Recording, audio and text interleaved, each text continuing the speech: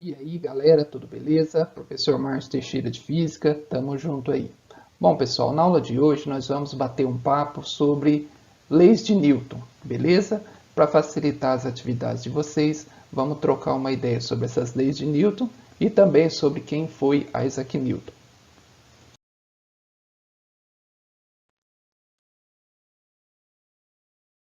Isaac Newton. Bom, pessoal, não tem como a gente falar em física, falar em ciência, sem lembrar de Isaac Newton. Dá uma olhadinha aí comigo. Se o homem pisou na Lua, colocou satélites em órbita da Terra e de outros planetas, como Marte, Vênus e Júpiter, por exemplo, isso se deve à genialidade de Isaac Newton, ou seja, o seu legado permitiu ao homem a conquista do espaço. Então estamos falando de um dos maiores gênios da história da humanidade. Físico, matemático, astrônomo, filósofo natural, esse é um pouquinho de quem foi Isaac Newton. Na sugestão eu peço que vocês pesquisem um pouco mais sobre a vida dele e observem para ver um dos maiores gênios de todos os tempos. Bom, Isaac Newton também é muito famoso por algumas situações, pelas três leis de Newton e pela lei da gravitação universal, ou seja, a lei que rege o movimento dos planetas. Vamos falar um pouquinho sobre essas três leis de Newton. Primeira lei de Newton, também chamada de lei da inércia, e tem o seguinte enunciado: todo corpo tende a estar em repouso ou em movimento retilíneo e uniforme, a menos que forças externas alterem o seu estado. Trocando em miúdos, olha lá. Se um corpo está em repouso, ele tende a continuar em repouso. Por exemplo, nessa primeira situação, o passageiro está em pé no corredor do ônibus e de repente o ônibus está parado, de repente o motorista engata a primeira marcha e sai. Se ele estiver desprevenido, ele pode ser projetado para trás, porque se ele está em repouso por inércia, a tendência dele é continuar em repouso. Já na segunda situação, esse mesmo passageiro em pé no corredor, o ônibus em movimento, de repente o ônibus freia. Se ele não estiver atento, ele vai ser projetado para frente, porque se ele está em movimento, por inércia, ele tende a continuar em movimento. Então, pessoal, isso daqui, resumidamente, é a primeira lei de Newton, também chamado de lei da inércia. Se um corpo está em repouso, por inércia, tende a continuar em repouso. Se ele está em movimento, por inércia, tende a continuar em movimento. Vamos bater um papinho aqui a respeito dessa questão. Olha lá. Baseando-se na primeira lei de Newton, assinale a alternativa correta.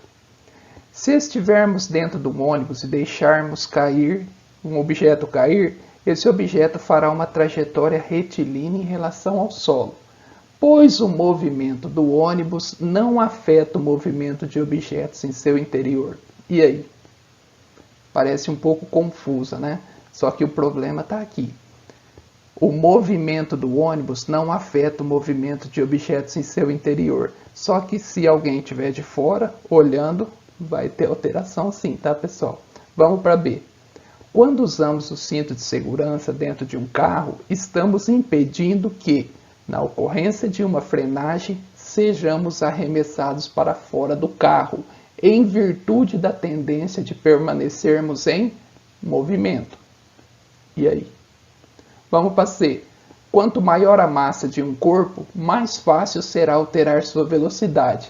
Espera aí. Quanto maior a massa, fica mais fácil alterar sua velocidade? O que é mais fácil, empurrar uma bicicleta ou empurrar um caminhão?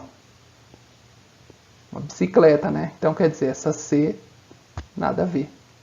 D.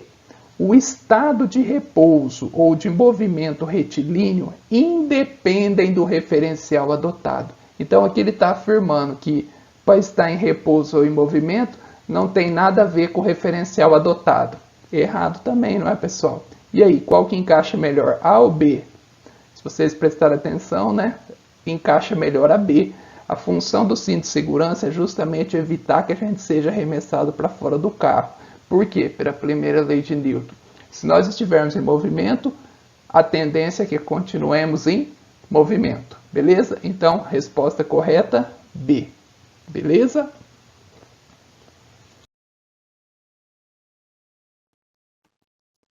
Segunda lei de Newton. A segunda lei de Newton também é chamada de princípio fundamental da dinâmica e diz o seguinte: se a força resultante sobre um corpo for diferente de zero, haverá alteração no estado de movimento do corpo. Beleza? Essa é a famosa fórmula. Força é igual a massa vezes aceleração. Força resultante é igual a massa vezes aceleração. O que seria essa força resultante? Então imagine a seguinte situação. Tem uma mesa, de um lado está empurrando uma pessoa com uma força de 100 newtons. Do outro lado uma pessoa com uma força de 80. Vocês acham que a mesa vai se movimentar para que lado? Para o lado esquerdo ou para o lado direito? Quem vai levar vantagem? Quem está aplicando a força de 100 ou a força de 80? A força de 100. Tudo bem? Então, o que seria essa força resultante? Essa mesa estaria indo para esse lado com uma força de 20 newtons. Por quê? 100 menos 80 sobrou, resultou uma força de 20 newtons. Então, isso que é força resultante, quando a gente compara as duas e vê o resultado. Beleza? Então, força resultante é igual a massa vezes aceleração. Vocês poderiam perguntar, nossa professor, mas o que vem ser essa flechinha em cima da força? Essa flechinha em cima da aceleração? Isso quer dizer, pessoal, que são grandezas vetoriais. Vamos falar da força. Se eu pedir para vocês, ó, empurra essa mesa minha aqui, fazendo favor, a mesa do professor, empurre para mim. Tá, vocês poderiam falar, não, mas peraí, professor, você quer que empurra para a direita, para a esquerda? Você quer que empurra, leve ela para cima? Faz o quê? Entendeu? Então, as grandezas vetoriais, elas têm três características. Elas possuem módulo, direção e sentido. Tudo bem? Vocês podem observar que agora a massa não tem flechinha, ou seja, a massa é uma grandeza escalar. O que vem ser uma grandeza escalar? Por exemplo, se você chegar no açougue e falar assim, eu quero 1 kg de carne moída. Beleza, passou a informação. A massa é uma grandeza escalar. Ela é definida apenas como unidade e acabou. Agora, força, aceleração, não. São grandezas vetoriais e depende de módulo, direção e sentido.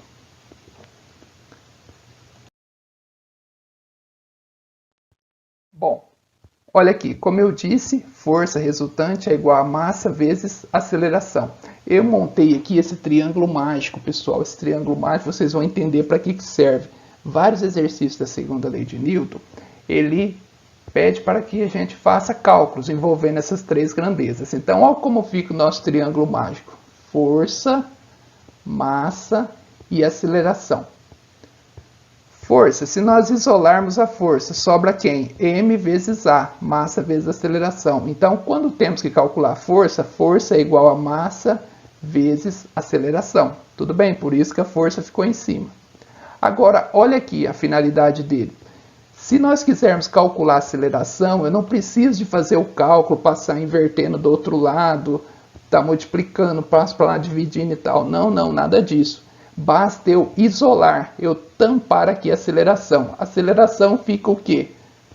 Força está em cima, massa está embaixo. Então é força dividido pela massa, entendeu? Já cai na fórmula direto.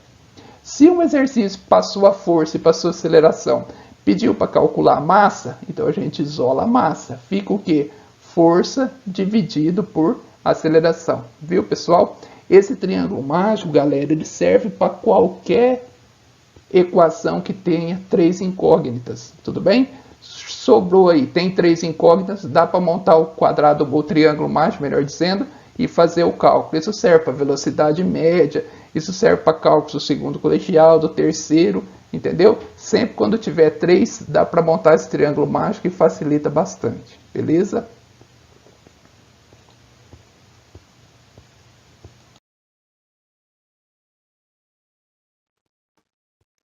Terceira lei de Newton, também chamada de lei da ação e da reação.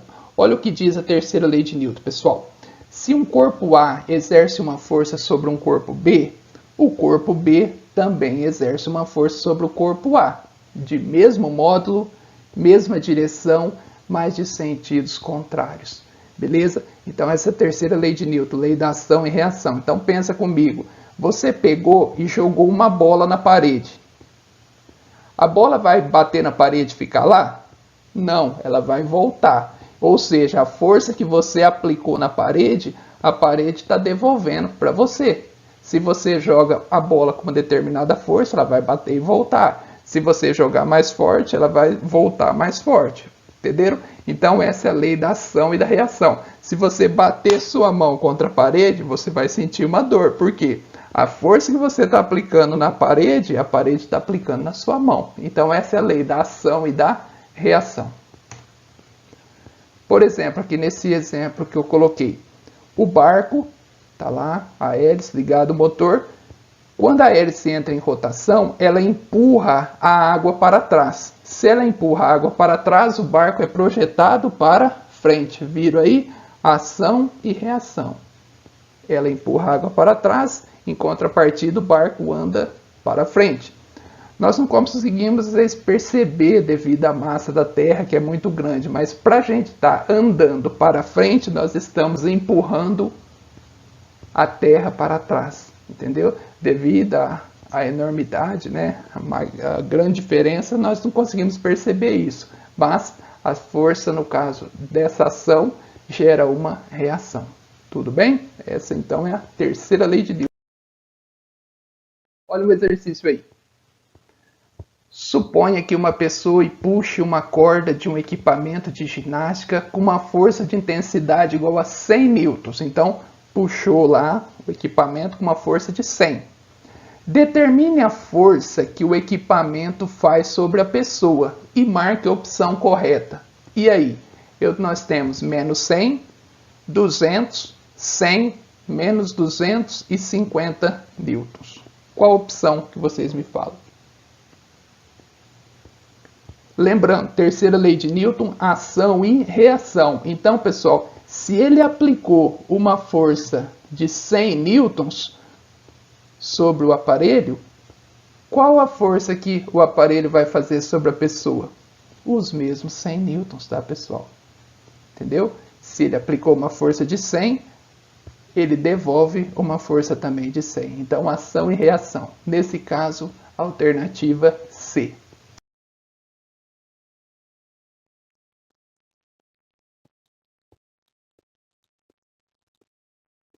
Beleza? Vamos lá. Uma coisa que muitas vezes a gente pode confundir é peso e massa. Tudo bem? São grandezas fisicamente diferentes. Por quê? Olha aí. A massa, ela mede a quantidade de matéria de um corpo. Tudo bem? E a sua unidade é o quilograma. É a grama, né? Mas aqui no Brasil a gente usa muito o quilograma, então para ficar até mais fácil, vamos colocar aqui o quilograma. E o peso? O que vem ser o peso? O peso mostra a relação da massa com a aceleração da gravidade local. E sua unidade é o Newton. Entendeu, pessoal? Então, no dia a dia a gente costuma falar assim, meu peso é de 60 kg, 60 quilos, entendeu? É o nosso linguajar comum, só que em física o correto seria falar minha massa é de 60 quilos. Tudo bem? Essa é a fórmula que nós usamos para calcular o peso. Peso é m de massa vezes gravidade, ou seja, o peso vai depender da gravidade. Beleza? Vocês vão entender melhor no próximo slide.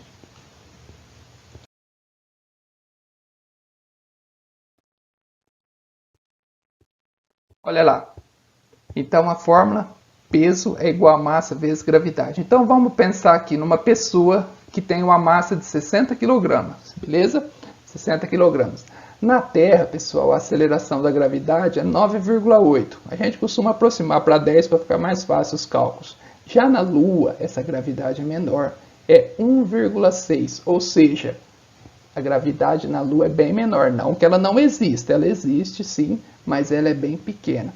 Ou seja, na Lua, as coisas são atraídas para o centro da Lua com uma força menor do que comparada à Terra. Então vamos lá, só para vocês entenderem a diferença de peso e massa.